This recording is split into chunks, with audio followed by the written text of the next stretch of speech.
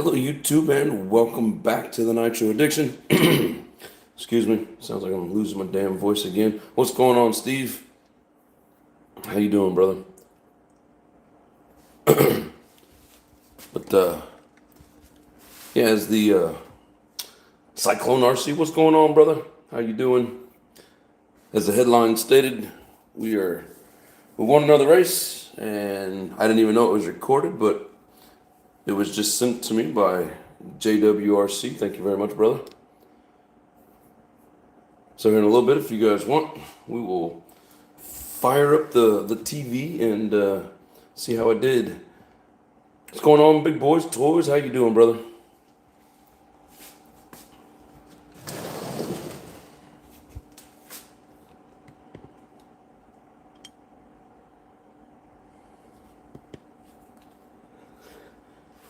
Hello, baby doll. How you doing? Thank you, Steve.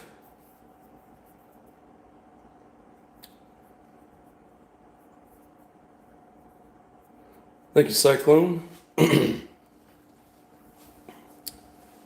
Yeah, I think they're gonna start making me bump up to the sportsman, so I'll just be last in that class for a little bit, and then hopefully pretty soon we can start passing people. I mean, they're pretty quick in that sportsman class.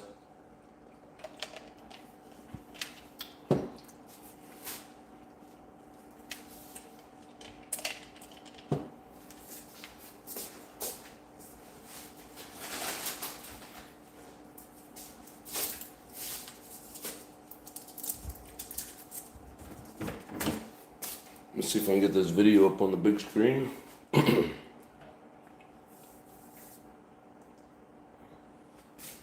Ranks, what's up? King of Nerds? It's old Nerd King himself. Yeah,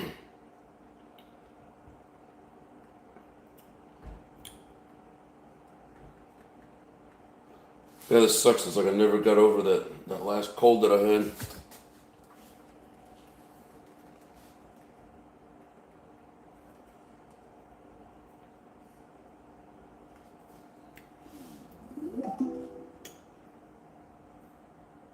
Hello, Lily. How you doing?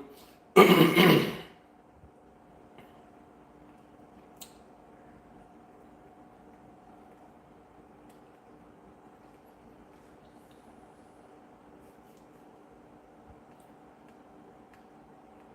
like I was saying, they actually recorded it, and I didn't even know until today when JW sent me the video. And I watched this. Pretty cool. It's weird seeing yourself on somebody else's video, but Remember this, middle class New Yorkers? shut up.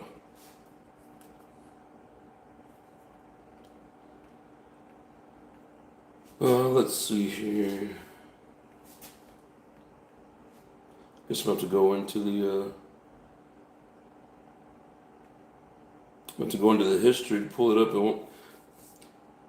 Most of the time when you watch a video and go back on YouTube, it'll have it or something similar, but they won't put it up there. That they won't suggest it. Guys!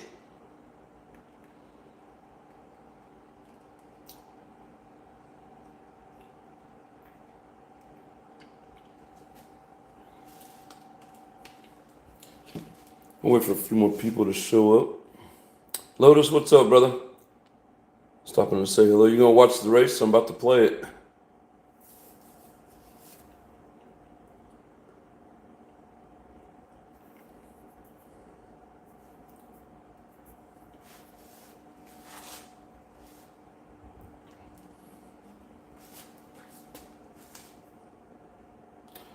Yeah, I did another race yesterday.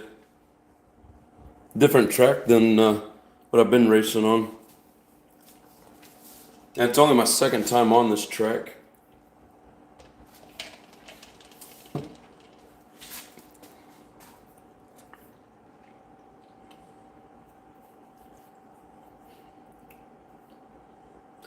It's going to be 89.6 degrees today here in sunny Perth, West Australia.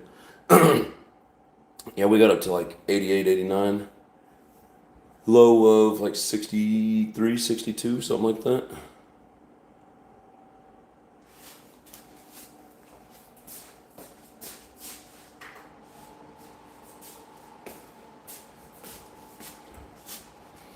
All aspects. What's going on, bro?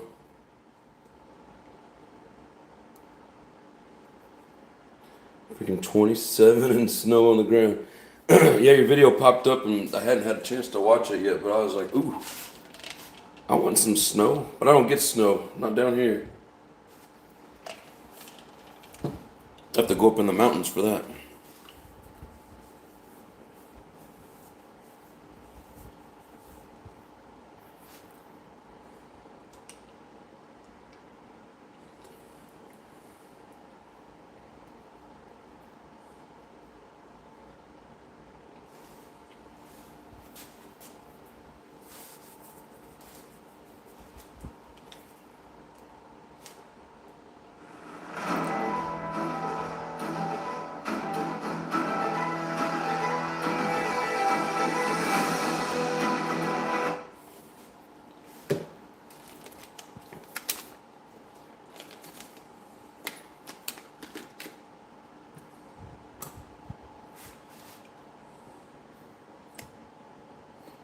I feel like it's Baja cold start time. You know, I tried to start one of those engines in the cold. Is it as hard as a nitro to get it to start? Nitro Pimp, what's up? Usual cast of characters, yes sir. Maybe even a few less.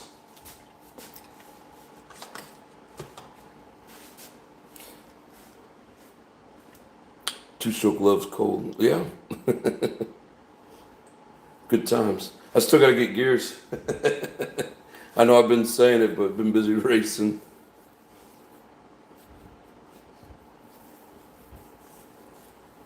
Two-stroke should easy to start. I keep it in the house.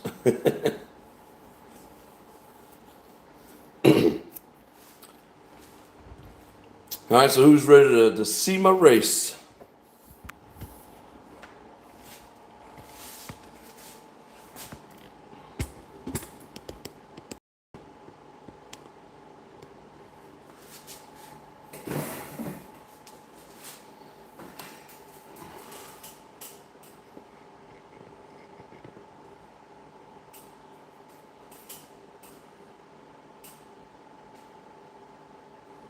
What class? It was still the rookie class.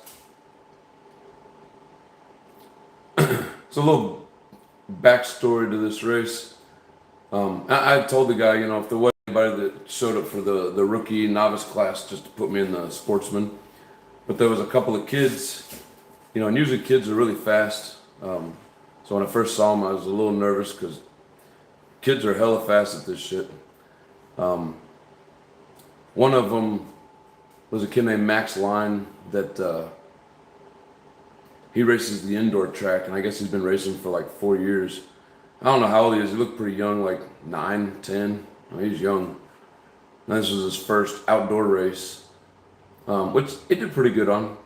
But you know, this outdoor loose dirt groove track with temperature change, moisture change, you know, it's a little different than that indoor stuff. What's going on, Bob? So he did pretty decent. And then the other kid, I didn't really know him. I don't know how much he had done. I think both of them were pretty new to it. Like true rookies, and I'm more of like an advanced novice, you could say at this point, as much time as I put in. Probably should be in like the lower middle class of the sportsman by now. So there's another guy that he's an older gentleman, and he's raced. Sounds like he used to race years back, and then took time off after they had the kids, and like 20 years ago. And now he's a lot older than I am. I don't know how old he is, but he's always my competition in these, and he drives a Nitro Truggy. And we always have some pretty good battles. I was hoping to get to battle him all the way through, but literally in the first qualifying, he the nut that holds the piston to the shaft inside the shock had come loose, and when it did, that shock shaft basically came, I think it came all the way out of the shock body. But when it did, the dog bone come out of the cup, and then it was during a jump, and then when he landed, it literally just like bent up the dog bone. So he was done for the day. I mean, which it sucks. You know, you always want to, you know, race your competition and beat them fair and square. But no, these kids were pretty decent. But like I said, this is like the second time I've run this track, and this back straightaway, man, coming out of here, and I mean, people just start flying down through there. It's like you got to give it just a little bit of turn, and then just a little bit of turn back, and don't let off the throttle, because you know that's where everybody just flies down that line. It's hard to get the hang of, and then you got to basically start your braking real close to the corner, and then you shoot down this way, and there's like a little hill with a 180. So you just gun it until you get close to the hill, and then you hit your brakes. Don't hit them too late because you'll flip over, as you'll see in a little bit. And then you come around the corner. It's hard to get lined up on this first jump, but if you get lined up just right, hit that, and then you got to hit this one just right. Otherwise, you land on top and bounce and roll. But if you do it right, you can hit the downside, and it's nice and clean, which you'll see. This is probably my best run of doing it like consistently. Usually I'm hitting it and bouncing weird on it. But then these jumps, you got to go lightly, or you just fly over them, and you know you want to try to hit the downside, which it's hard to do because they're so close together. But anyways, it's got its struggles, but it's a pretty fun track. Like, you know, it's like full speed, and then you got to stop before you get to this, and then you just kind of medium speed through there, and you got another step up on the 180. Like it's, you know, it's got its challenges. It's a small technical track, so a lot smaller than the compound. I think it's just a little bit bigger than Silver Bowl up there in Vegas where JW's at. But very fun track. So I think one of the best times that I heard was like 27-1, which I think was Peyton. I don't know how many of you guys know Peyton, but he's always in like the racing scene. My best time on this track was 32 something. So a little ways behind, but not bad. It's like each time I go, and like I said, it's only the second time, but my time just keeps getting faster and faster. So we'll go ahead and rewind this back to the beginning. We'll give Adobe all kinds of love here. Hopefully the guy that recorded this don't mind me playing this video. I did get a copyright strike back when we did the boat, the plane, and the cars on the line. That day that we was showing all those videos, somebody didn't like it, gave me a copyright strike, but it's all good. This is a small channel, you know, I'm trying to help promote them. So, whoever's channel this is that was at the race, hope you don't mind. Thank you for recording this.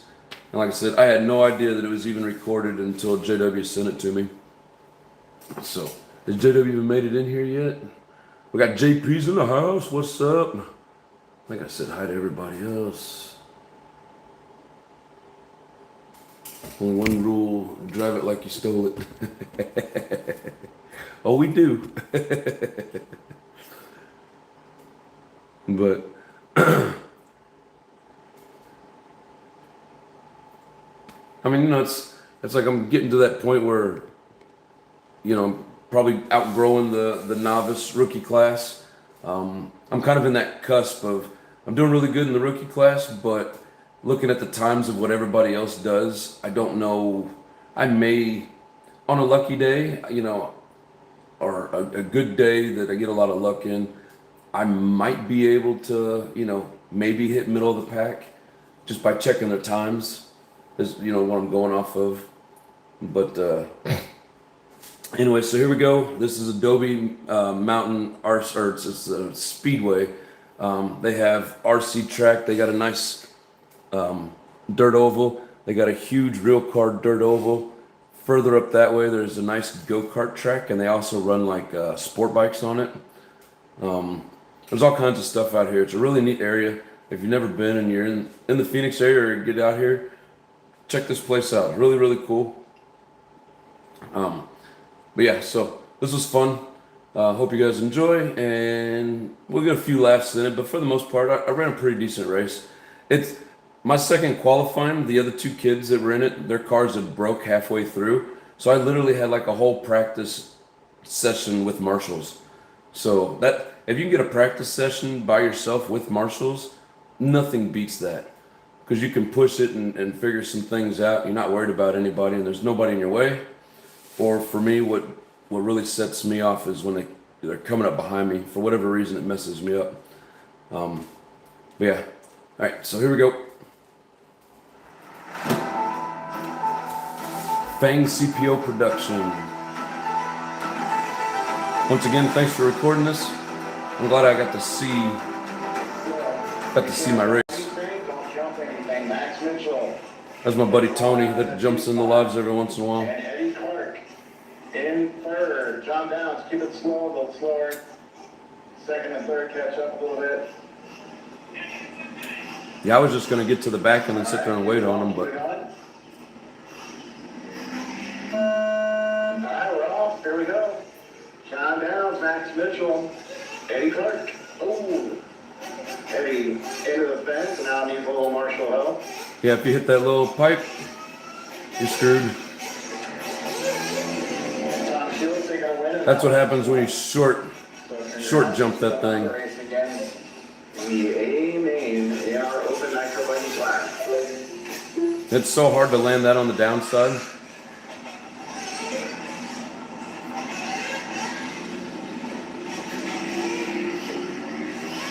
No, I really like this track. It is a very fun track to run.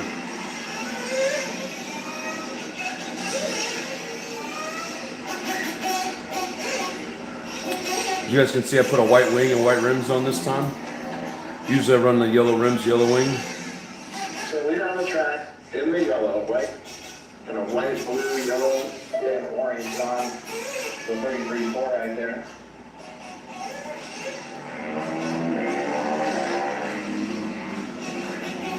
Max Mitchell in the all red with white rims, white wings. Damn, negative 11, that sucks, Bob. 7 back.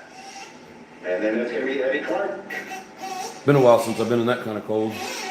Eddie in the red with yellow rims, white wing.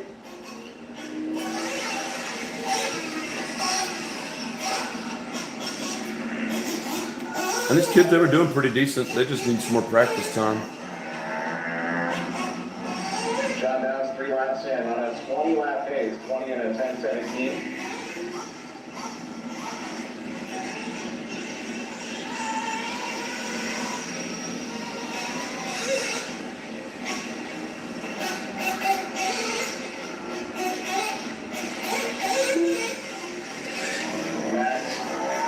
And I normally don't downside that big jump, but I was doing pretty good in this race.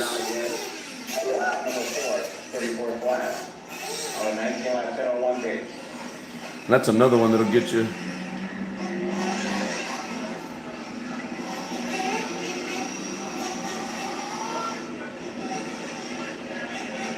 John Downs working lap number 5. Mitchell and Clark working lap number 4.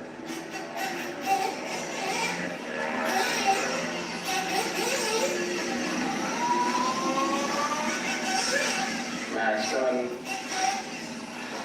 into the start-finish line area. So there's Max, little 46.1. His fast lap 45.1. John with a 36.3 last time around. His fast lap was a 33.4. Not gonna have any lap times for Eddie, but we are keeping track of his laps. So Eddie is now 4 laps in, sitting in that 3rd spot.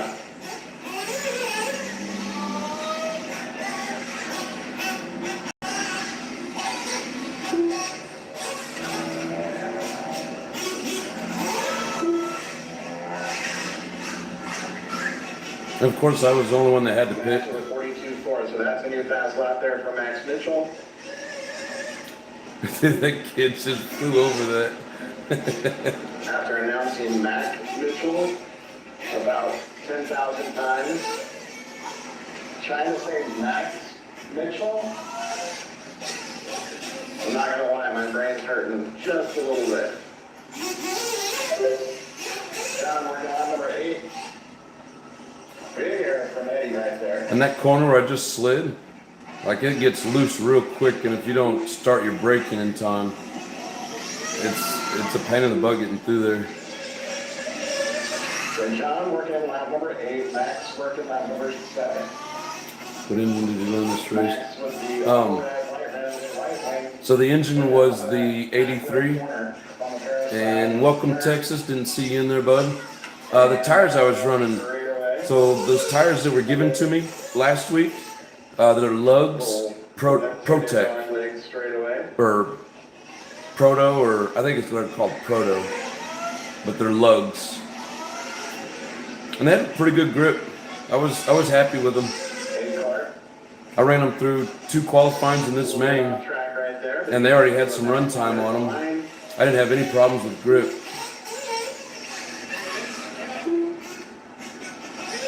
And I don't know what kind of tires they were running, but they were having issues.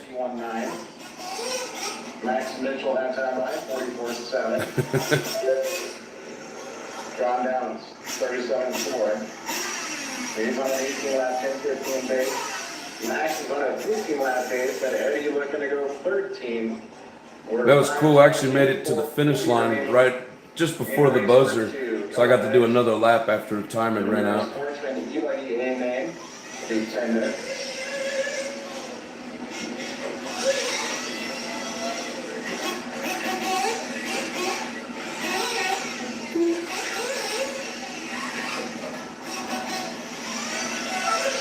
So we'll put one down after race 3. Yeah, that jump, that big one, it gave me a lot of problems trying to get used to this track. I think I finally got the hang of it. And race 5. And then they're about to tear it up to redo it for US Open, which is middle of December. Talk to Josh to confirm, but I think that's what makes sense, is we'll do after 3 and then after 5. And Josh says, As you can see, it's got some pretty good ruts in it. But a very fun track.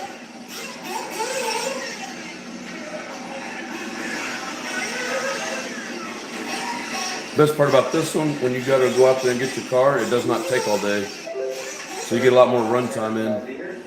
44.7 from Max. And I oversteered in that corner, but I pulled out of it pretty good.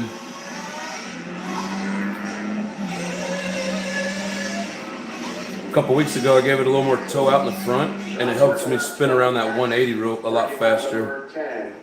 Eddie, you're working lap number 9. Again, your leader is in the yellow and orange. Thank you, bro. As John Downs, here's your TQ. It's like when it comes to the races, I'm so worried about messing up, I don't really push it too hard.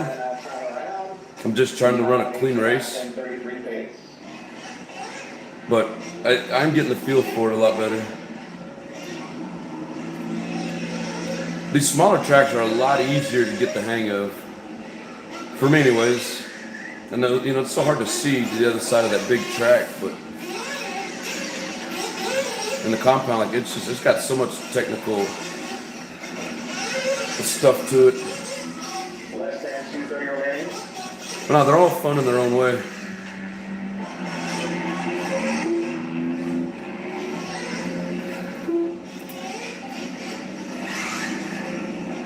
Aussie Italiano, how you doing, brother?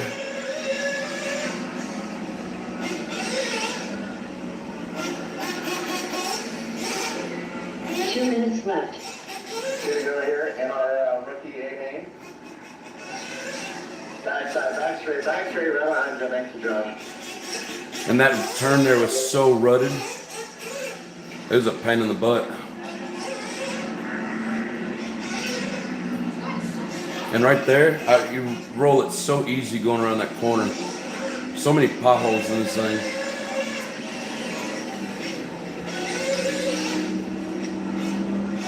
You're working when you stream. It's all good, brother. I'm glad you got the day off and get to watch today. Max on a 14 lap 10:02. Eddie Clark on a 12 lap 10:14. Yeah, I'll be here next Sunday at this same track doing another race. Probably my first sportsman race. See how I do. As long as I don't get last, I'll be happy. 1 minute left. 9 in, just 1 to go here for these three. The hardest thing is getting lined up and then gunning it at the right time or braking at the right time. Yeah, there's no way I could ever have gotten like this trying to hold that camera.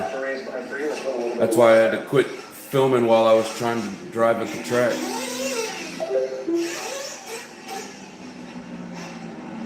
I started getting in a pretty good groove here towards the end.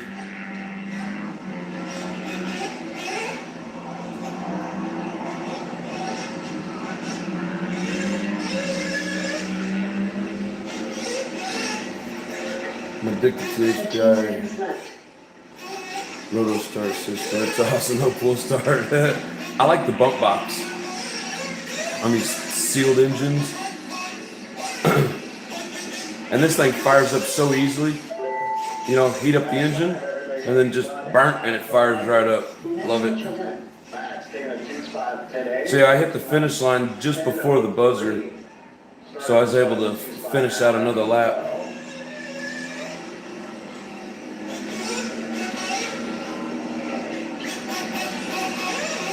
Eddie Clark done. All right, so Eddie Clark finished out. He goes at 12 lap 10:21. Eddie on the podium. And here's John your Johnson. TQ and the win for John. Hell yeah.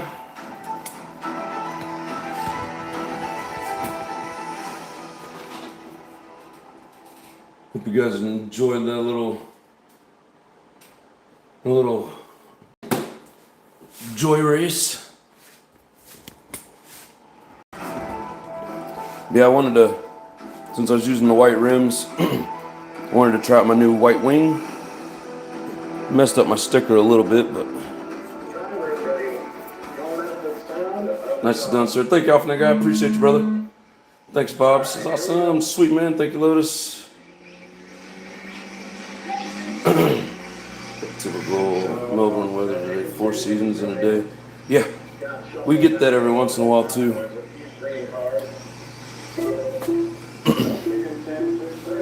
So, yeah, we're getting better. Only problem is not a Kyosho. So, my buddy Peyton, he was running in this, but in practice before the qualifying even started, I didn't even see it. I don't know how he landed, but he landed it just right and bent the hub and broke out some pieces in the steering. And yeah, he didn't get to run his MP11. So it sounds like they got a few issues to work out on that. People, I keep hearing and seeing people breaking shit on them. So I know they're good cars. I seen Ryan Lutz. He did pretty good, but I'll stick with my Kyosho. What? I thought I stopped this.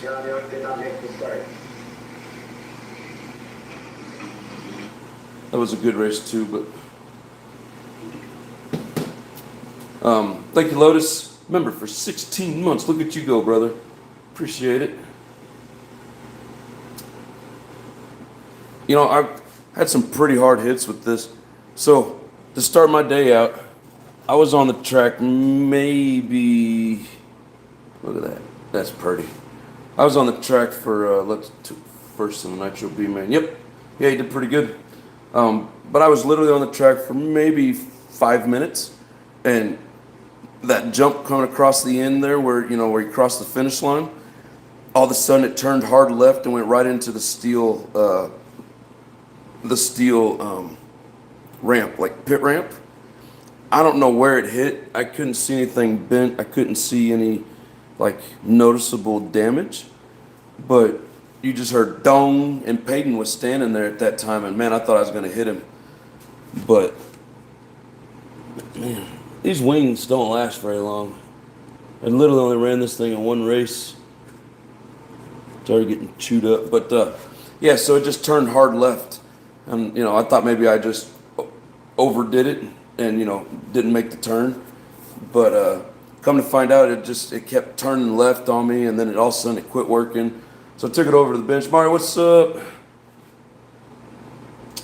Nice run. Thank you, sir. Appreciate it. Not a fan of the cold, wet weather. I love cold, wet weather. But yeah, so I went over and I took it apart, and it seemed like it was something to do with the damn receiver again. I'm like, you got to be kidding me, because I was messing around with it, and when I closed it up, fold over the wire, closed it up, and then tried, it wouldn't work. And I opened it up, take it out, and it was working. So I thought I had a loose connection. Well, come to find out, when I took it out and I was going to replace it with a servo that I just have on standby, and the wire that plugs in, these Protex, the wire plugs into the servo, it was coming loose. So there's like a big rubber housing on it that's kind of like a weather protector, and it was keeping it from going all the way in up against the front chassis brace. So that rubber piece, it was basically like sliding off of it. So I pulled that thing out, and then I was able to push that plug all the way in. It's nice and tight. Put it all back together. Everything worked. So good to go. But yeah, first thing, literally had like an hour, 45 minutes to an hour before qualifying was starting, and I hadn't even gotten like 2 laps of practice in. Had to fix all that, got to put back together, got to do a couple more laps before quals, and was good to go. But man, every time, like right before the race, something happens, and it always looks catastrophic, and then get it figured out, and it's not that big a deal. But I hate when stuff happens right as you're getting ready to start the race. Yeah, that guy that I was telling you about that I always race against in the novice class, he always has something catastrophic happen.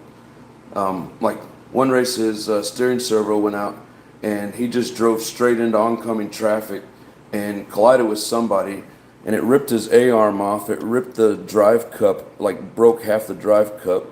It actually destroyed the teeth on the diff. Broke the A-arm. It broke this upper linkage. Where the exhaust connects, it like literally ripped the spring out of the holes, so the holes in the header wouldn't hold the springs anymore. He did all kinds of damage to it. And then I think during the big race, he was racing with like the Sportsman truggies, and his screw came out up here, and so he was basically done. He just was like, I'm not feeling it.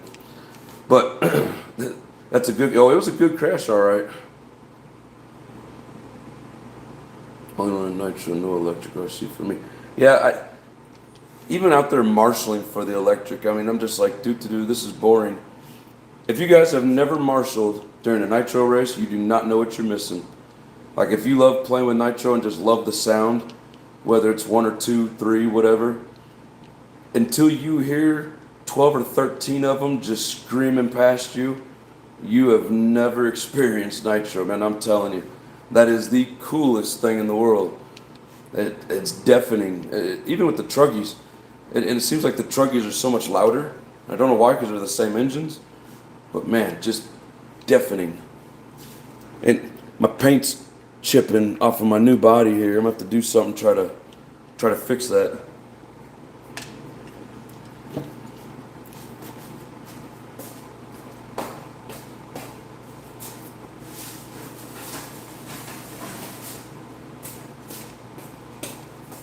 Speaking of bodies, so this had broke all the way from here to here, so this was just flopping in the wind. So I finally broke down, and I got some like drywall mesh.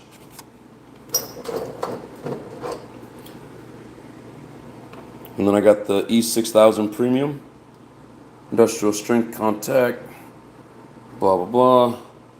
Clear, permanent, extreme flexibility. So, impact resistant. So I wanted it for that flexibility. I don't know if you can really see it.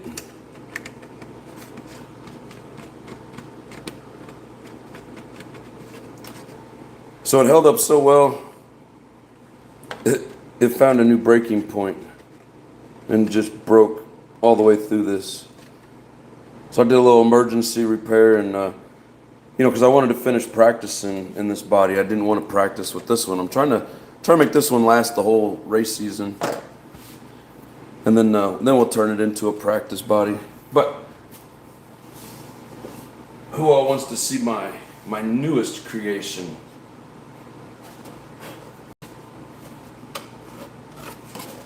Well, anyways, I'm going to show you anyhow.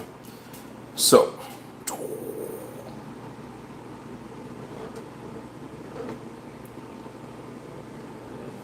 what do you think about that?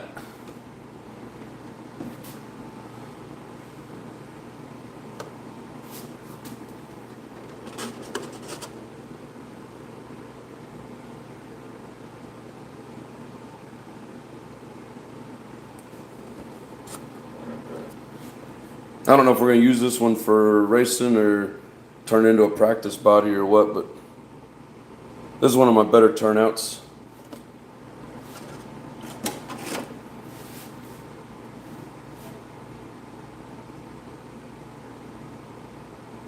Marshall once for on-road race, it was done. Yeah, them things scream, oh my God. So loud. Yeah, it's fun to hear. Man, it's a blast. Time to put on your PJs and paint another one. Oh, I got my PJs on, and I painted that Saturday. I found the Kyosho K21 SP in my Inferno Neo is louder than the HPI 4.6 on my Forza. My neighbor always complains when I bring that up. I had a neighbor complain once when I was running the LRP 32 with the what is that, THS pipe that they made for the Savage. That's the only time I ever got a complaint.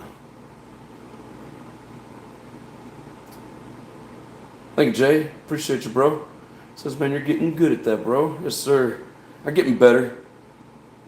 My problem is it's hard to think of a design. And then you do little things trying it out, and I don't know, it worked out. I like the way that the green pops with everything. I had a couple little bleed spots here, but wasn't too bad. And this is all just using 3mm masking. And when I cut that out, it'll look a little cleaner. And then yeah, back here, I didn't want to go all across all this stuff with the lines. That's why I just kind of stopped them. But just trying to come up with some kind of fun design. So I've been kind of holding on to this one. I did this a few weeks back. This is going to be for the MBX 8T, so my truggy. So here's the front nose piece. It still needs to be cut out, but that goes on the front of it like this to give it that front end look.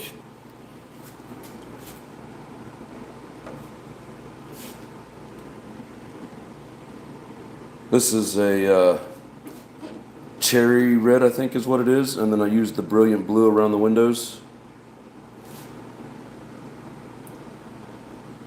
And I think when I cut it out, it'll look a little better.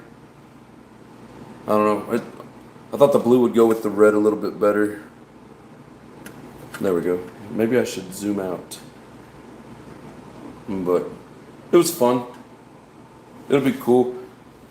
I don't know that I really want to use the engine for racing, but that'll look cool on the truggy with that Alpha, the B852. I think that'll look pretty good. And then this one, you guys had seen me start it a while back, and then I finished it, but I wasn't happy with how it turned out. So when you're doing a fade, don't have the masking on there, because it comes out looking kind of shitty.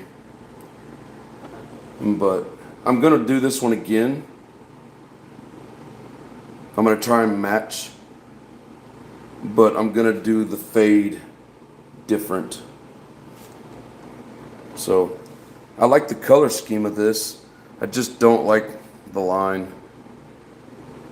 I don't know, it kind of gives it a weird, a weird kind of vibe, but I don't know. It was one of my better, tape jobs and, design. but just don't like the way the fade come out. Plastic was always allowed to know this. Yeah, if you want it to be loud on the HPI, you got to run the metal, of course. Thank you, Mario. Says nice body paint job. Thank you. You're always gonna get someone whining about noise, of course.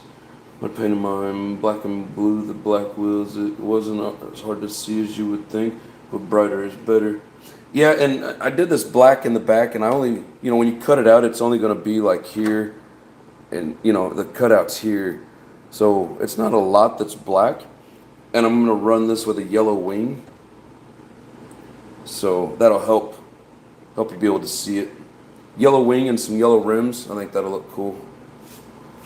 And this is a lead finger, so this one doesn't have the extra piece up front. And this one just sits on the normal body post that's on the Mugen. This other one, I think they call this what was it, like F5 or F2 or something? I don't know. But yeah, this one here, it's got basically 3 different, or it'll fit any of the bodies, and it's got different lines. It's got a piece of paper that tells you where to cut for which, whichever body. Like, I don't know if you guys can see those divots, but there's like 4 different settings. All the engine cutouts the same, but the fuel deal appears a little different. You just got to pick the right one.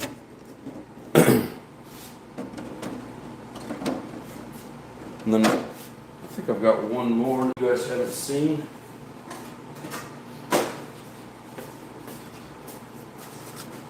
So when I taped this one off, I was basically matching that black, purple, and green Joker body.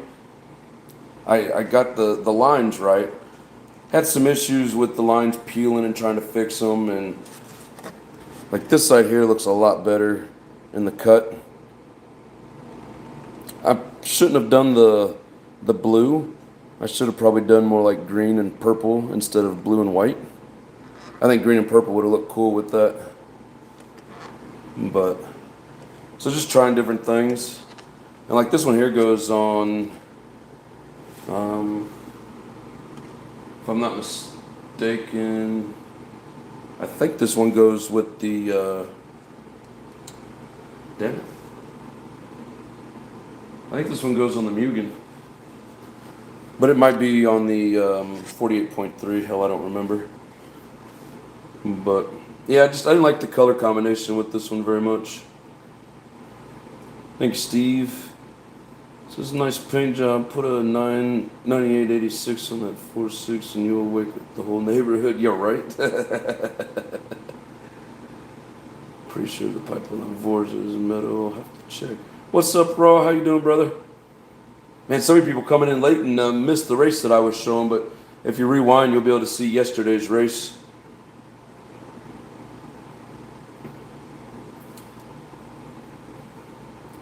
You guys make me miss my Savages. Yep, shouldn't have got rid of them.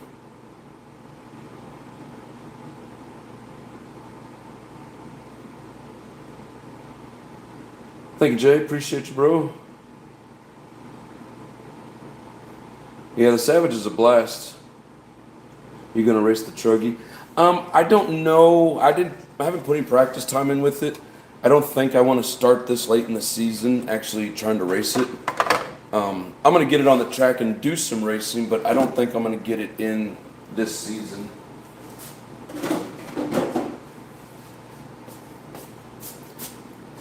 But yeah, the more I look at this, the more I like the way that color scheme turned out.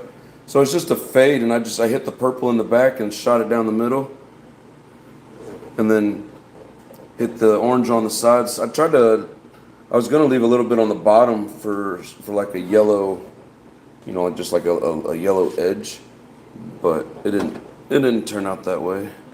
Had some overspray purple up front there.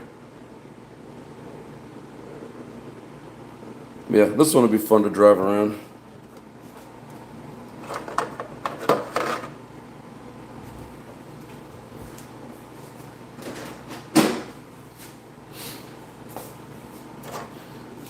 But yeah, I ended up getting these zip ties too tight, so I'm gonna cut them loose. I'm gonna spread this out where it needs to be I'm gonna put the zip ties on it, and I'm gonna put the mesh on the inside and glue it, and then I'm gonna glue the outside, hold that in place.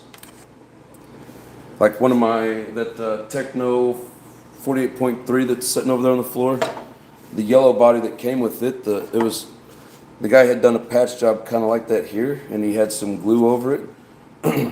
I've never had any issues with it. It breaks everywhere else but there. Thank you, Rob. Appreciate it, bro. Doing the Twinzilla body and the AM, going nuts, solid blue. Hell yeah. You getting that brilliant blue? That brilliant blue looks good.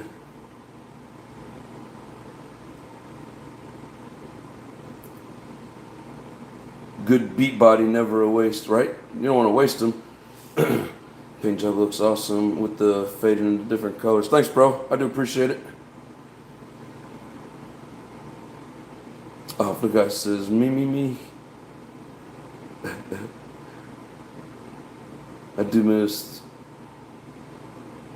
the way when you used to race, we used to put one color wheel in the front, one color in the rear. It helps when you're far away. Yeah, and I mean, some people still do it.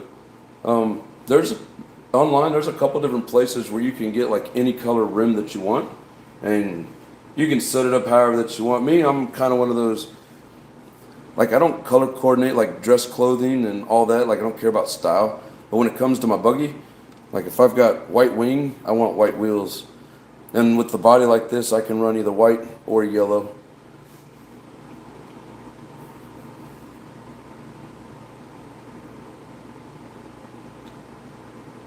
Thanks, big boys. Appreciate you, bro. Big boys having a burger. That makes no sense. I just beat on it and it takes it. You talking about that T-Max? I've been waiting to fire up the LRP32 with the carbon fiber Vantage pipe. Wonder what it sounds like. You know, I haven't seen many of them, but there was a guy back in the day, and I don't remember his name. In his comments, people were giving him all kinds of shit for all the money that he put into his Savage. But he had a lot of carbon fiber on it. He had a nice, good-looking Novarasi. He had a really good-looking body on it. But he had the carbon fiber pipe, and I don't remember what it sounded like. But that's like one of the few videos I've ever seen with the carbon fiber pipe. Man, what was that guy's name? I just remember him saying there was no expense spared on this build. I mean, he had the high dollar Savok servos in it, some high dollar controller, I don't remember what it was. Carbon fiber everywhere that he could put. Geez, what was it? I can't remember. But it was a good looking truck. I think his name was Aiden. What was it? I don't know, everybody kept calling him the rich kid in the comments. Back in the day when I was a kid, I used to go to RC races with a pocket full of different numbered crystals. And my transmitter, and I would mess with the cars. That's mean, dude. Don't you do that? I'm glad we don't use crystals anymore. If you do, let me know. I have a pro truggy. If I do what? Race the truggy? What, you want to trade it? I'd put that Team Associated on the track. Is that what you're talking about?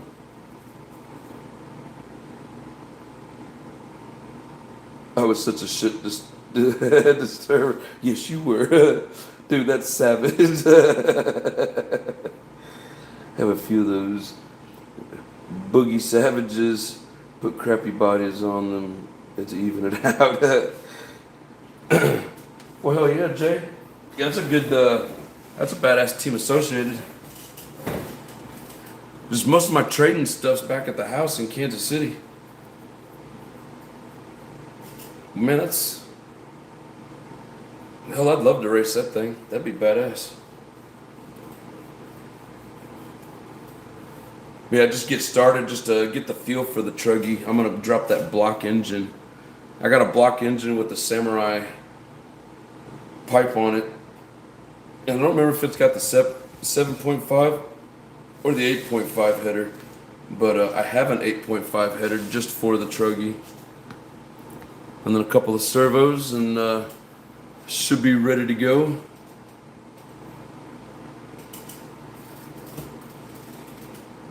Associated Truggy was raced by a pro. Ooh, fancy. Yeah, I like that Truggy.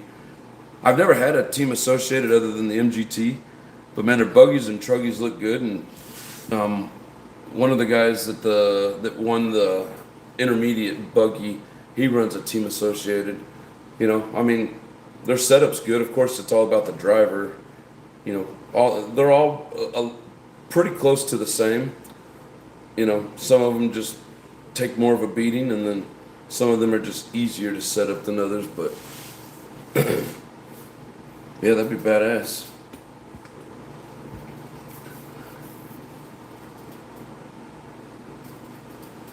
Just tap your heels together and say, "No place like home." No place like it ain't working.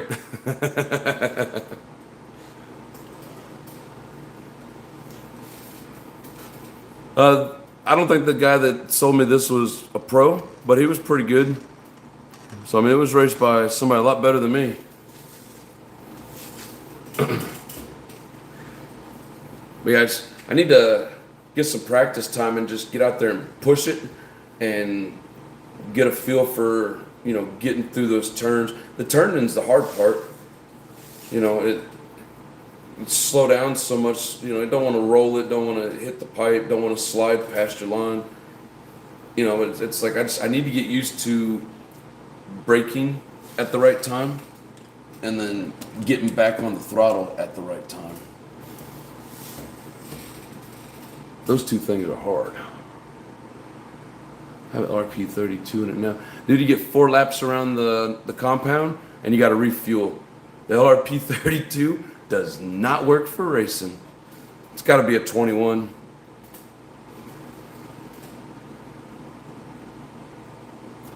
Opening team associated SCT 8 scale based on the Truggy platform.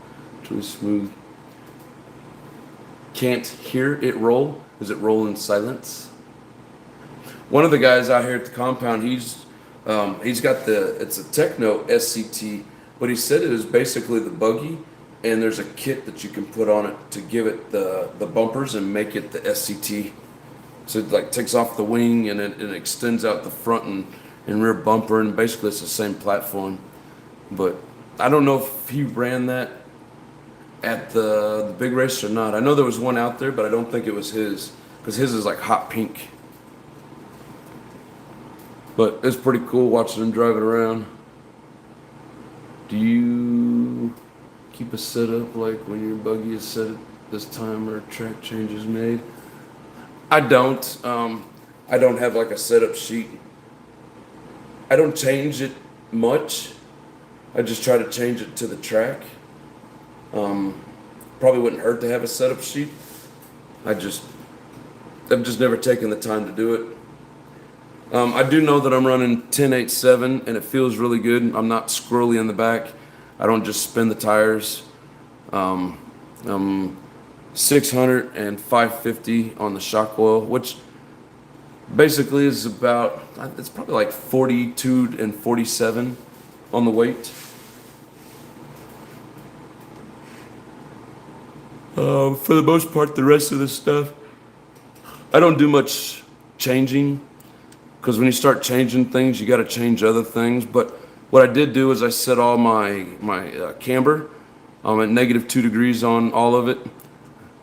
I'm about 1 to 2 degrees towed in on the rear, and then I actually towed out the rear a little bit more a couple weeks ago at that track Adobe.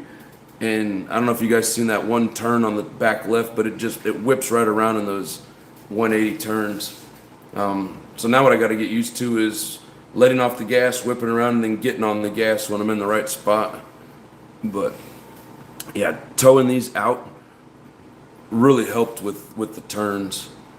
But the one thing that I do check before every race is make sure my droop is good.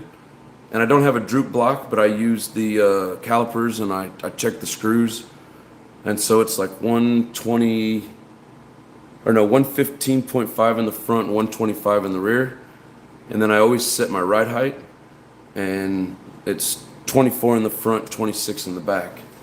So those things I always set.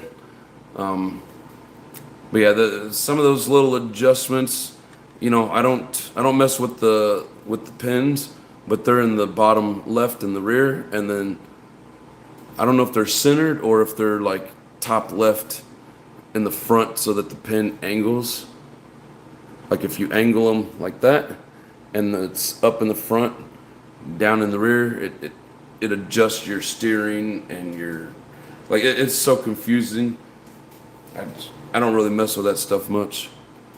People are even like adjusting their sway bars. This come with 2.5 millimeter, and I'm just leaving it as it is. You can raise the wing up or down. I keep it at its high point to give me more downforce.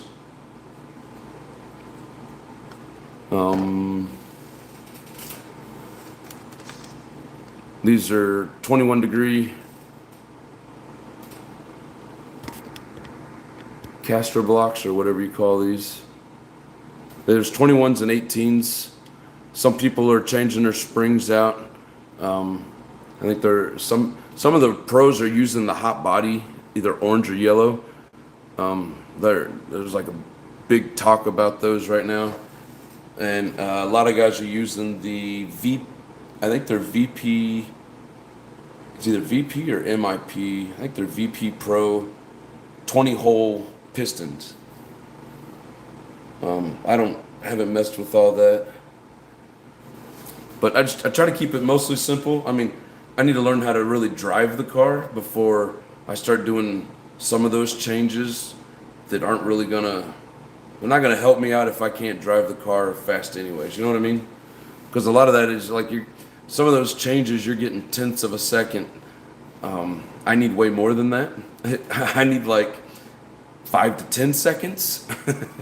So I just need to get better driving. Right now it's operator error, or as my buddy Tony put it, it's an input problem. The guy inputting the directions into the controller.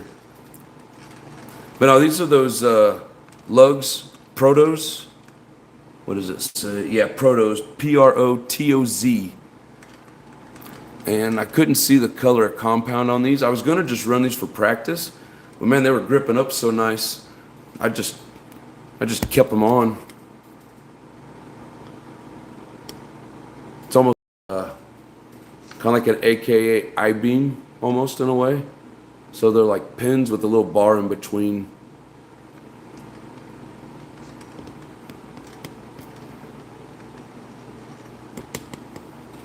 But yes, I still have a bunch of those tires that are one used for race days, and then I got like 4 sets that are still brand new that haven't ever been mounted. So these things hooked up really nice on that track. Both the tracks here with that hard packed dirt, kind of dry, a little moist after they water it. Both of them, they run really well with the small pins.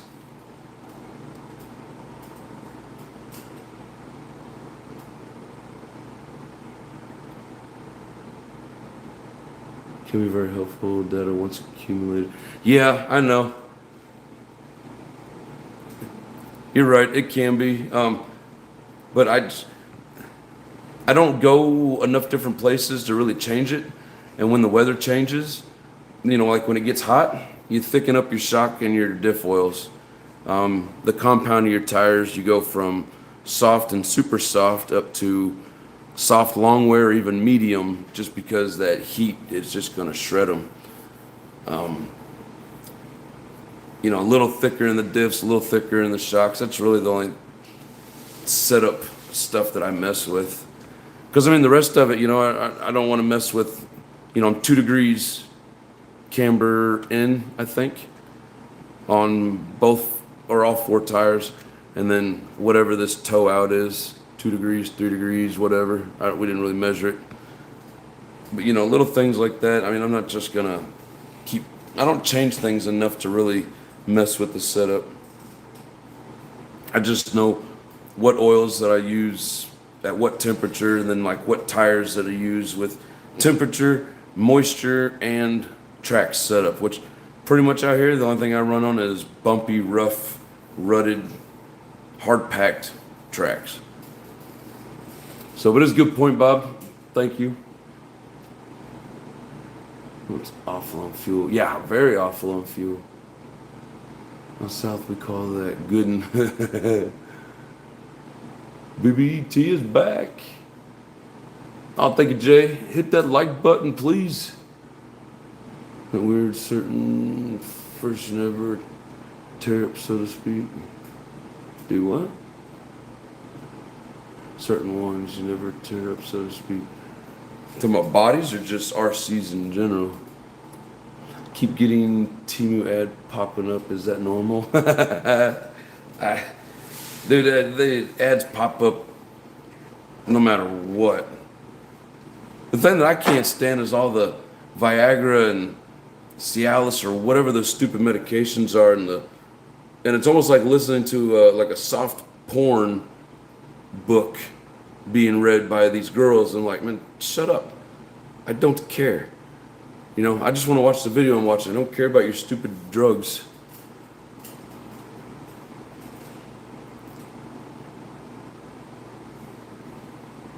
Just keep in mind, front diff oil viscosity will affect off throttle, or when you enter a corner, it will cause under or oversteer. Yeah. You said if it's too thick, what's it going to cause understeer if it's too thick? Oversteer if it's too thin? I mean, right now, like, I like the way it's handling in the turn. And some of the guys you listen to, like in videos or people at the track talking, and I mean, some of them guys are running like 12, 10, 10, 15, 12, 10. And I'm like, wow, that's awful high. But I mean, they're way faster than me, so I'm not going to say anything. But I got a good feel with it right now on 10.8.7. And for this next weekend coming up, I need to change out the diff oils.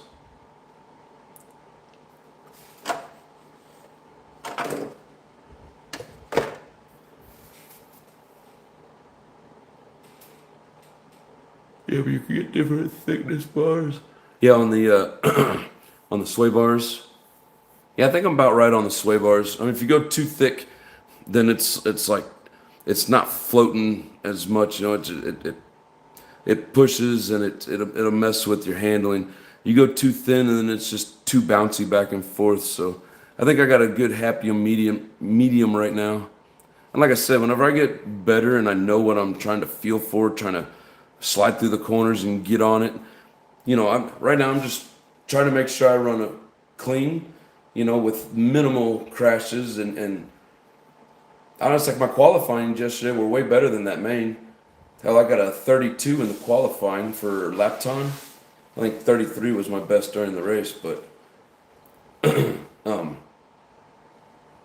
yeah, I like the way it's handling right now. I just, like I said, as I start trying to get faster, I'll push my way through the corners. Like that's my next point to work on. Right now I'm learning the straightaways, getting from point A to point B, and then when to hit the brakes, and trying to like ease into the throttle and not just stomp it. You know, because when you stomp it, it gets all swaying back and forth. Especially if you got like a slight turn like that straightaway coming down the back. It's got like that S curve in it, and that thing's a pain in the butt. I have a cool tool I use when I set my shocks. We'll make a quick video. Hell yeah. Just say a little of the track footage. Very nice. Oh, just saw a little of the track footage. Very nice, man. Appreciate it, bro. Yeah, it was fun. I get ads popping up sometime too, especially on hybrids lives.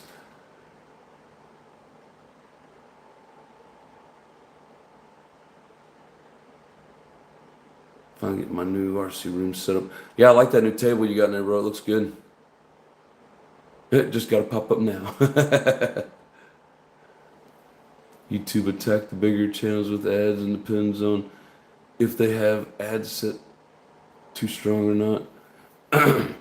Anything that I'm watching anymore, just ads. And it's like, I got away from TV because I don't want to see ads. I come here and I got to see stupid ads.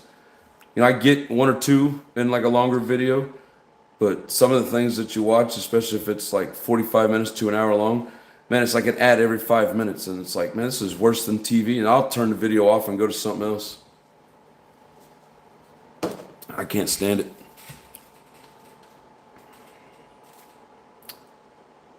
What's going on, all aspects? How you doing, brother?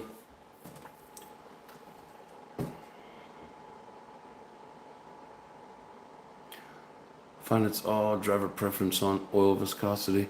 Yeah, it's how you want it to handle. You know, do you want to power slide through things and keep your wheels spinning? Do you want like a nice, clean, smooth turn? But again, it also, you know, your track layout, you know, the temperature, what you're wanting to do, like it all factors into it. Hell, one guy I talked to, he was running 5.5.10, and I'm like, dude, that's totally opposite from everything I've ever heard. He's like, yeah, I know.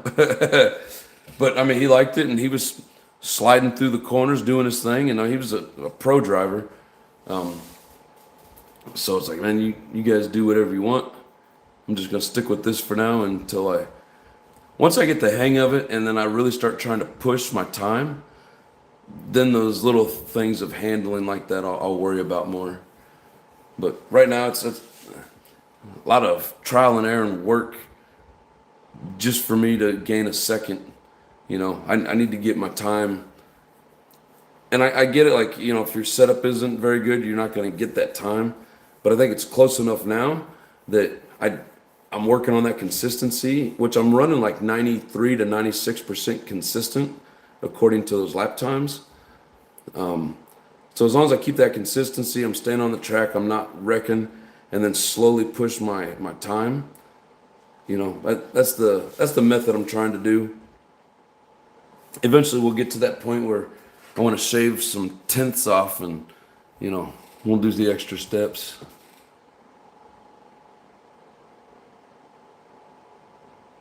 Off the guys just chillaxing with the night off. Finally got the tank for the Titan clean. Been working on that thing for a while.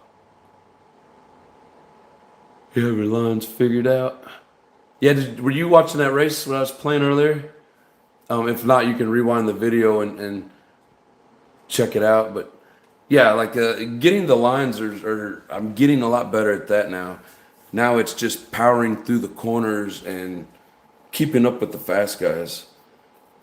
But you know, if I start trying to like go fast and try to keep up with them, I'm all over the place, and it's for whatever reason, you know, it's like you just got to take baby steps with it, and it's the biggest pain in the ass trying to figure it out and get it to work. But slowly but surely.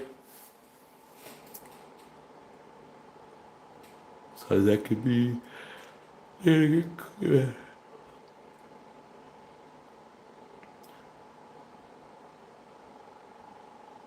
Yeah, those tanks can be pretty hard to clean out, especially depending on how long they set and what was in them. Said earlier, watching you run, just need fine-tune setup. You're good. Maybe add some exponent steering to take some touchiness out. Yeah, that's a good point. I'm getting there. It's like watching the YouTube videos and them explaining things. And I can watch it over and over and over again and understand what each little thing does and then try it for myself at the track. That's really helped out a lot. But, I mean, you know, it's something as simple as moving moving to the outer hole on these shocks. I don't remember what they said, but like whenever you change these positions, then it changes something else. So that's another thing that makes me nervous about doing too many changes. You know, like you change something here and it adjusts like your camber and your toe, but then whenever your car is fully compressed, and then, you know, and your tire pushes up and it pushes it out or it changes the angle. And so there's certain things you got to be careful of. And I don't know enough about it to do too much tinkering without completely screwing myself up. So try to make minor adjustments. But I mean, the main thing, they say your number one setup is your tire tread. Because if you don't have the right tread, no matter what you do, you have no traction. You know, if you're in like deep, fluffy, soft dirt, you want bigger tread with like a little more spread to it. Or I guess even they may, if you go too tight, it gets stuck in there if it's too wet. But like, you know, you're on this harder packed track, you want the smaller pins a little closer together. And, you know, so your tread pattern or your type of tread for the track really matters. Your number two setup is the compound of your tire. Because if you're on the wrong compound for one, temperature, and two, like the moisture content, then, you know, you have no traction, the rest of your setup doesn't matter. So those are two of your most important setups. And then it goes into like your oils and all those other adjustments.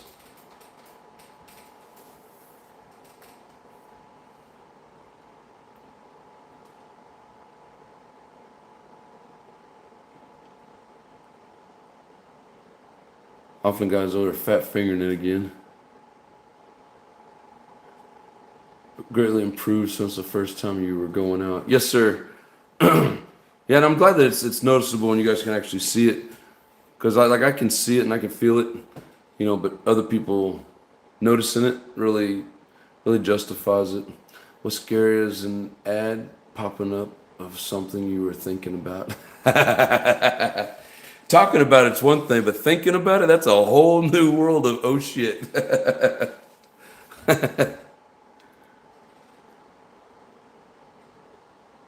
Just don't say it out loud, they'll never hear you.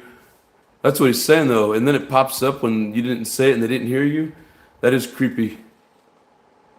Sick, I just got a notification that my order for a second HPI roto start 3 backplate has arrived at one of my hobby shops. Nice. Going on the Vorza. Take it easy, baby. Big Boys Toys. The guys that run thin centered, if they prefer rear drive bias. Yeah, and some of them want more sliding, more wheel spin, more power slides. Like, I would love to do that. But there's two things. So one, if you do that, you know, if you can't maintain it, you're spinning out or rolling over, whatever the case is. And then two, if you're going for fuel mileage, all that extra wheel spin, you're not going to get it. So if you're one of those people that want to compete with the big boys and get that 8 to 10 minute fuel time, you know, but that takes a hell of a tune and then throttle discipline and not spinning your wheels when you don't need to. But yeah, it's some guys like doing that, and for me, it's all fun, right? But you know, my main goal right now is just to get better. So I'm gonna try to just push through the corners until I get to that point to where the only way for me to get faster is to not use as much braking and slowing down and just power through the corner.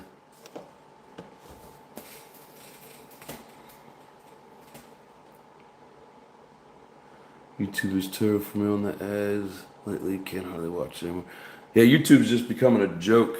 And every time I go to start my live, it takes me 2 or 3 tries because I do it in horizontal, but it wants to put it in vertical and it scrunches it and it looks stupid. It's like looking into one of those weird mirrors where it makes you like fat and skinny and wavy. But yeah, with all that technology, all the money they make, all this and that, and they can't even get the setup right for people to start a live, or they just add you right out of the video, and you know, if everybody would just be like, yeah, screw you, I'm not doing it, I'm going somewhere else, maybe they would get the hint, but I doubt it.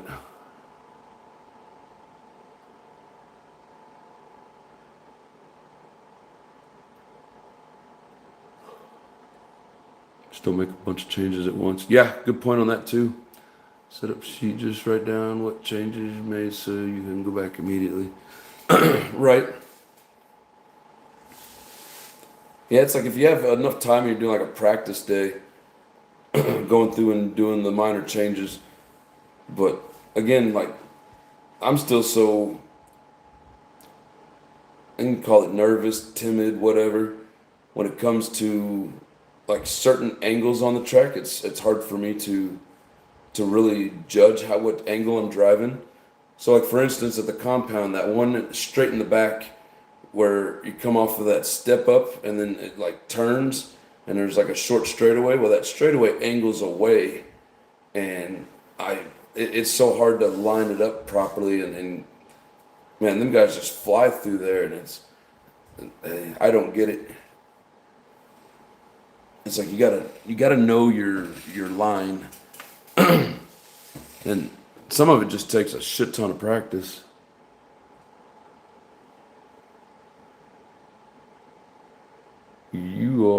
We're saying it as I was typing it.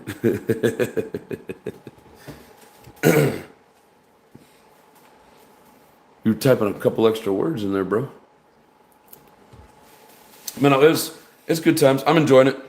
I've said it before. I never really thought I'd ever really do much racing.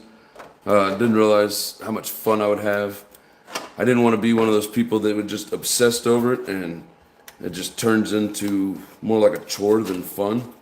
But so far, I'm just keeping it fun and just trying to get better. So I'm enjoying it. It's probably one of the more funner things that I've done. And I've never really raced anything. I always played sports, but never really racing. So it's kind of neat. It's different.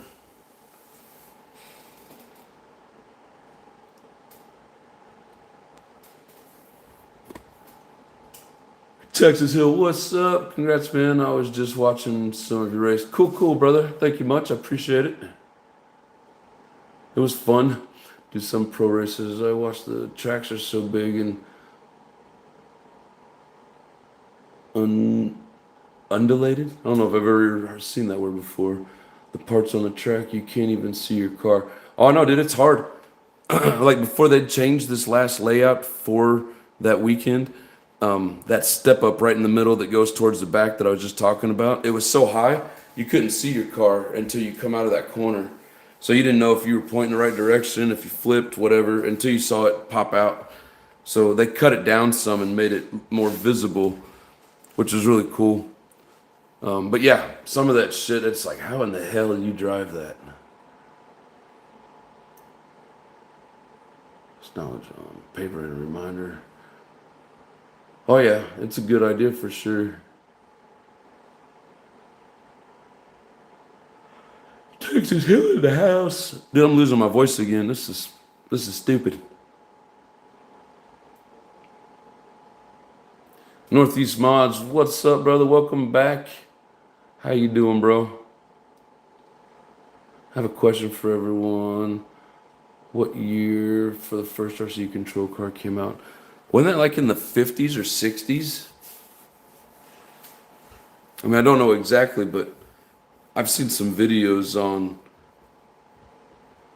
like, I think even what you're saying, radio controlled, so not the wire, but I still think that some of those come out in like the 60s at least.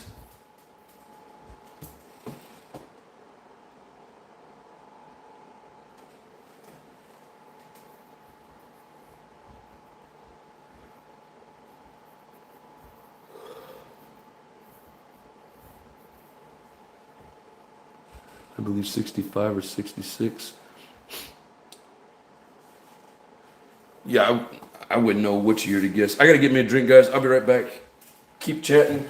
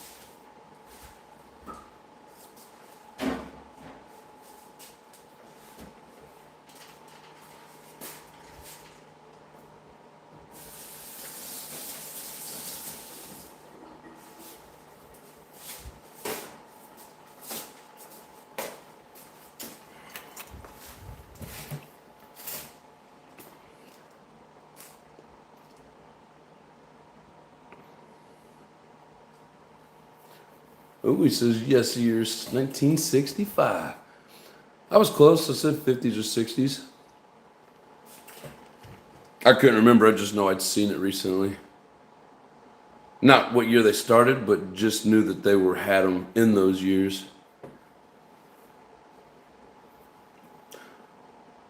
Weren't they all metal? Because that was before the plastic really took off. So weren't they like mostly metal parts? And Mario bringing the trivia and the knowledge. That's badass.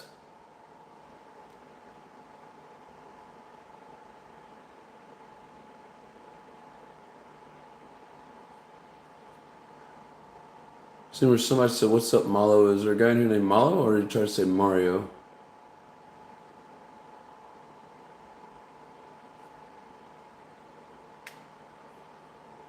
First airplane was a June bug on a string in the 70s.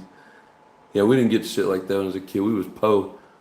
My first RC, and the only RC until I was old enough to buy my own, was the little woman from Walmart with the wire on it, and you only turned when you went in reverse, and it only turned one direction, and you could not back up straight. It had to turn.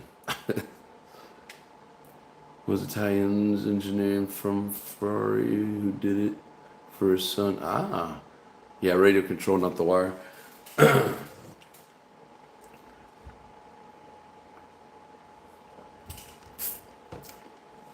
Yeah, that's pretty cool.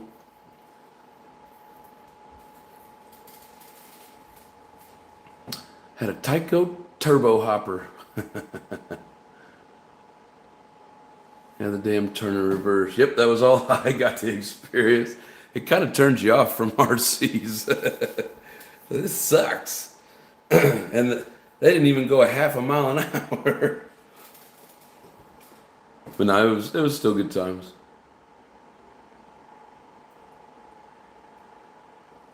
Tyco turbo hopper. What Tyco? That just one of the Walmart ones? I guess Walmart ones nowadays are New Bright.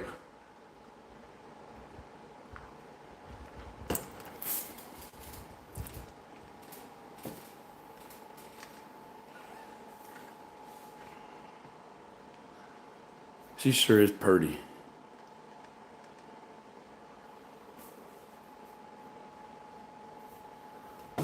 I like it.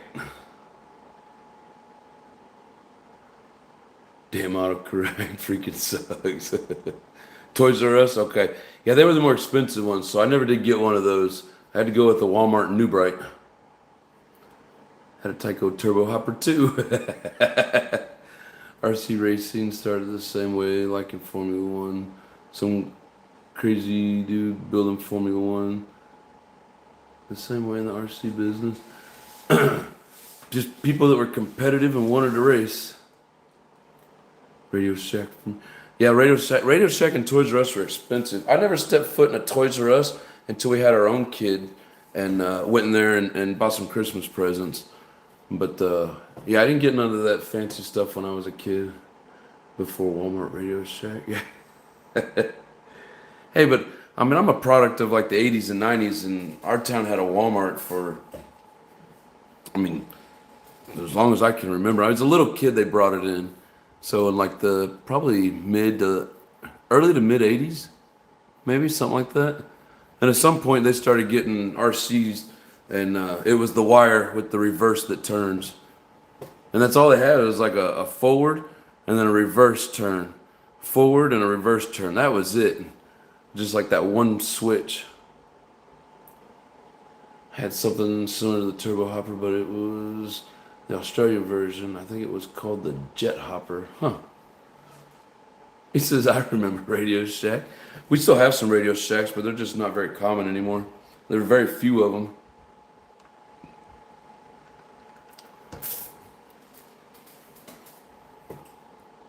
Well, I say that on kind of an assumption because it's been a few years since I've seen them, but I have seen them within like the last 5 years.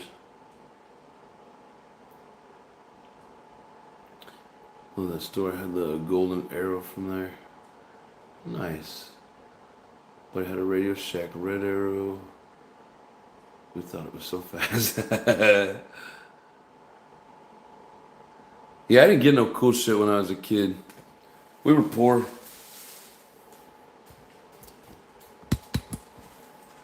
But I always wanted RC cars. I always liked them, even as a kid. Never went and looked at the magazines because I knew I couldn't have anything in there. But then as I got older, I was like, you know, I really want one of those RCs and I can afford it now. So that's kind of what got me started.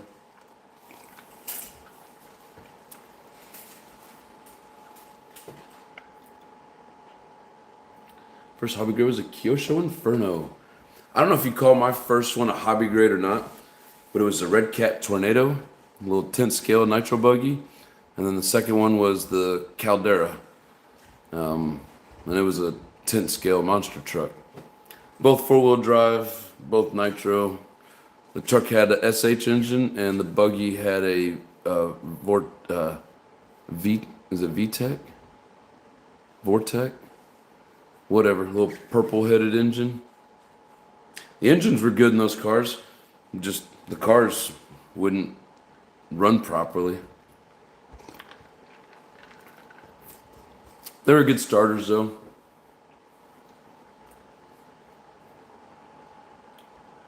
Oh, shit, but we called it Tandy Electronics in Australia. How funny. I think the Source bought them out. The Source, is that the name of the company? Texas Aggie still in the house. My first was a Tamiya Grasshopper, and I still have it. That's cool. You know, and I probably should have held on to those 2 Red Cats, but I had another buddy that was interested in getting into the hobby, so I kind of, you know, I did it on like a real cheap price just to help him out getting started. So I felt like I was, you know, pushing the hobby along. And then the truck, it wouldn't shift into second no matter what I did. New gear, different settings, didn't matter. I couldn't get it to shift. So I basically sold it to a buddy for like $50. He wanted to try to get it to run. I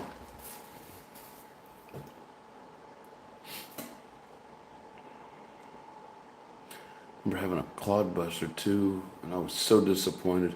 You see a lot of those Clodbusters, and they're almost like nostalgia for people or something, because people hold on to them things like they're gold. I've only seen them run in videos. I've never messed with them, but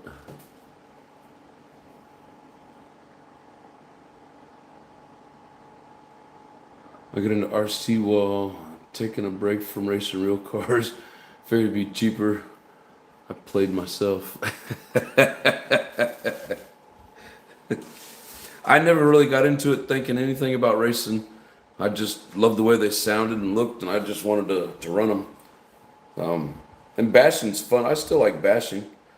I just, you know, the fact that I got races going, I'm this close to a track, a nice track, I just don't really find the time to go bash.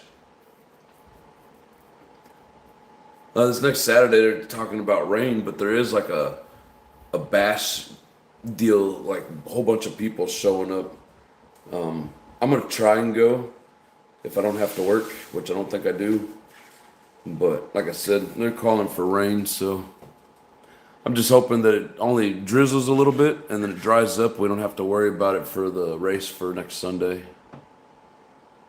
First nitro was a Kyosho Burns. Hell yeah. My neighbor had the Blackfoot, never let me drive it. There's probably a bunch of kids in my neighborhood that are saying the same thing. Yeah, he had this and that, but he never let me drive. Like, hell no. But for you, if you're talking about a buddy and you guys are the same age, now that's he should let you drive. Cranky, a hailstorm just started. It's supposed to be almost summer here. Damn, good old hailstorms. Been a while since I've heard crikey. That's some good shit, bro. Crystal had my first USA 1. Yeah, I never had one of those. I still got my first Savage. To me, that was my first real hobby grade. Because after those 2 Red Cats were the first one, and then Savage was the third one, but Yeah, that was my first good one.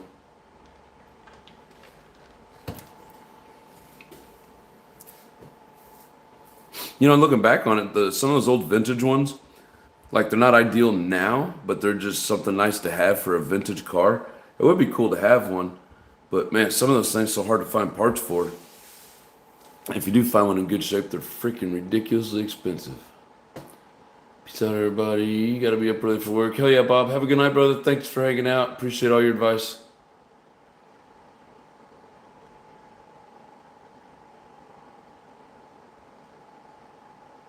I don't know where like new Clodbuster is. Oh, you're gonna get somebody excited. You ever open the box? You talking about the Savage 21? What's in the box? Oh, you talking Northeast? Yeah, since I haven't opened that box yet.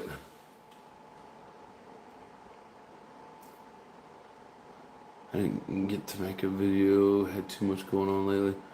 Well, get on it, Northeast. I get back to work, working from home, doing paperwork today. Hell yeah, appreciate you stopping in, brothers. Good talking with you again. Have a good one, bro.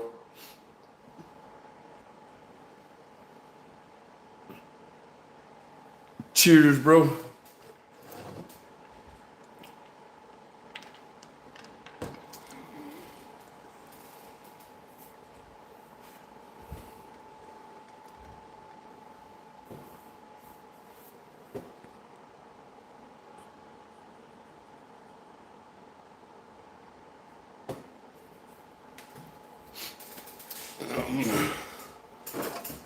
Yeah, I'll cut these zip ties loose and show you this thing was just flopping in the wind as I was driving down the track.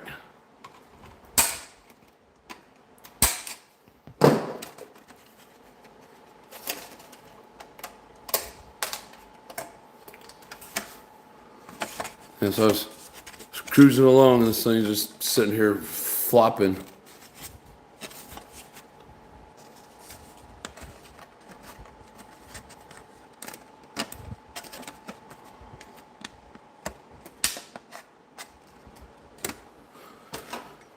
We'll get her taken care of.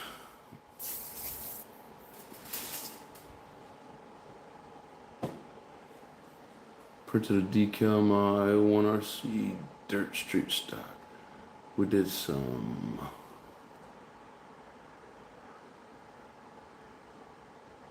practicing Saturday night. Hell yeah, carpet oval, sweet. Yeah, I've never messed with the carpet stuff, but it looks pretty cool. I mean, the good thing about the carpet is you know what it's going to be. It's the same every time. You know, there's no moisture, there's no temperature change. It is what it is.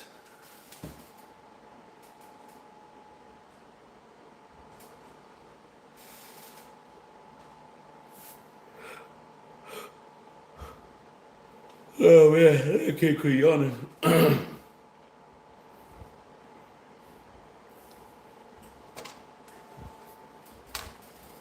Bleh. And I'm just too damn tired to start working on anything. Got the hobby shop guys into Nitro. They both have T-Maxes now. Oh, that's good shit right there, bro. Hell yeah. Grizzly, what's up? Well, hope you're having a great day. Been here a while, been listening to what you're setting up. Sounds great. Thanks, man. Yeah, it's fun. Just having a good old time at the track. I enjoy you guys hanging out and joining me on my racing adventure. It's good times, learning a lot of new stuff, and just having a blast, meeting a lot of good people. I think it was Nick B, or I know he was one of them. There might have been some other people that were saying on here, you know, people at the track are some of the nicest people, especially when it comes to the hobby. You know, and you got some people on YouTube that are just, you know, bashers and, you know, all the bickering and arguing that goes on, you know, they'll ruin it. And yep, I see it. People at the track are just freaking awesome. And I'm glad it's been quiet on YouTube lately. I haven't heard anything. Hadn't been much trouble going on. That's a good thing. So I'm not trying to stir anything up. And I hope nobody does start stirring shit up because I'm bringing it up. I just wanted to make clear that, man, people at the track, They're all very helpful. There's at least a dozen of them that always say hi when I come in, tell me tell me how much better I'm doing, ask me if everything's cool, if I need any help with anything. At least 12 of them. It's like a whole family just accepted me into their house and, treating me like family. So good times, love it, great people. A few of them have been on here, but even the Schumachers, is AJ. He'll probably tell you he's not a pro. He's right there on the cusp of running with the pros. Really good runner, dude. That guy is quick. Just some of the nicest people. Him and his dad both. They'll help you out with anything. Just the race community in general. Just a bunch of great people. So anybody ever thinking about going to a track and getting into it, to me, it's worth doing just for the simple fact that, for the most part, the people are great. It's just really cool running into good people. Very helpful.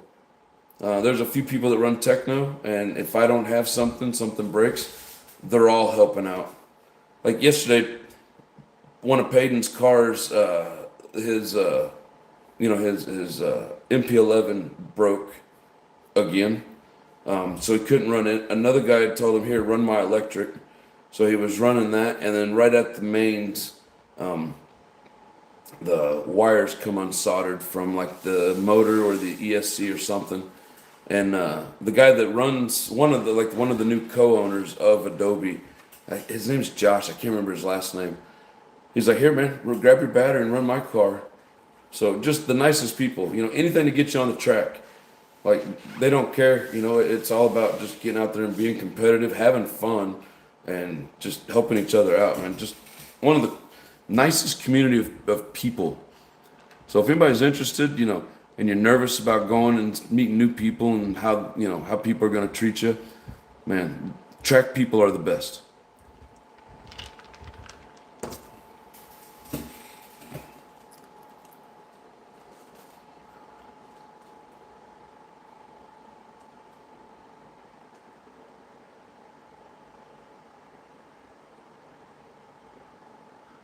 Some carpet changes a lot. Floor temperature will change, and the more runtime on the track will grip up. Oh, I have to change things every week.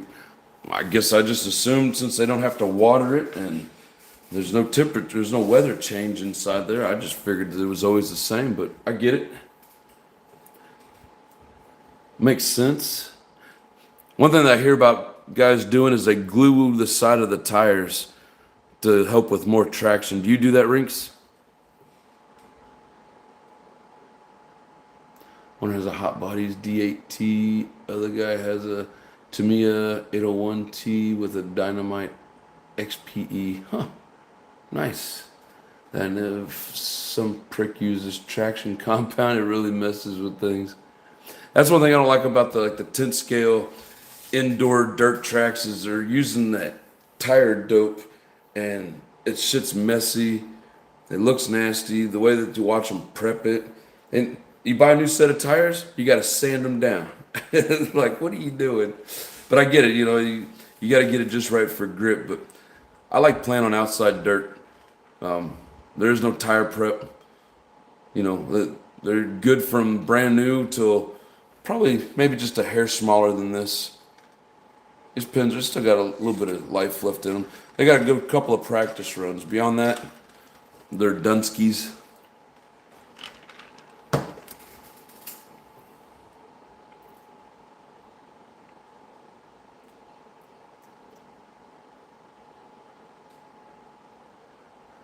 Everybody's got a Cerio engine.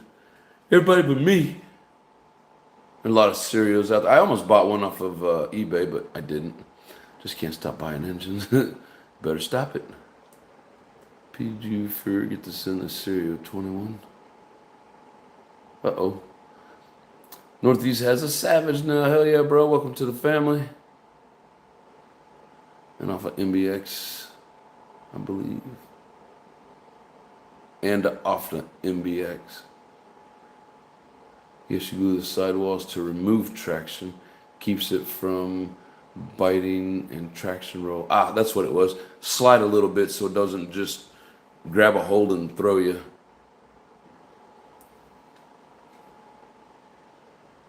The street stock is 118. Huh. Use electrical tape on the traction slash tires rather than glue.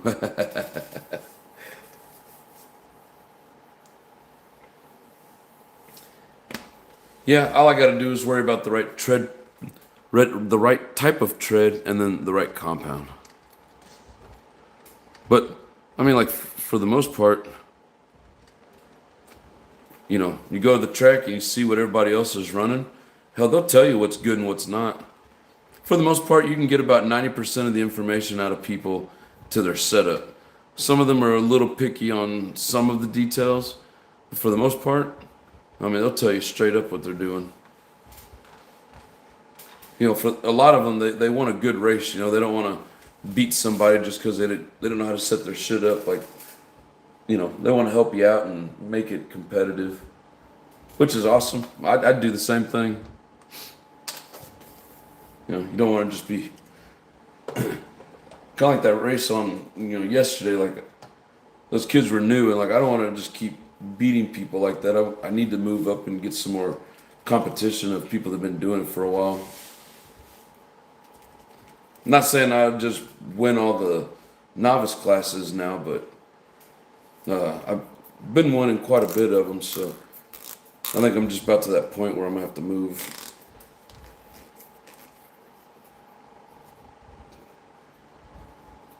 They'll probably get to the point where they won't let me run the rookie class anymore.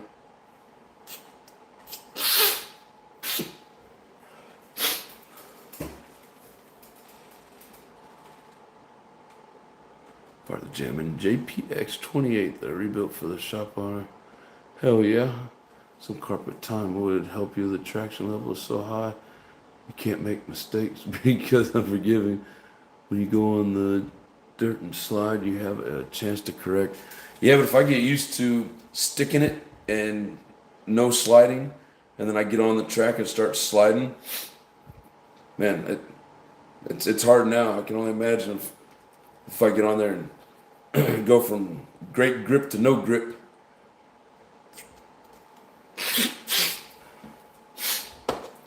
But yeah, I mean, all track time does you good. I'm gonna have to get back up there to Vegas at some point and run some more with JW.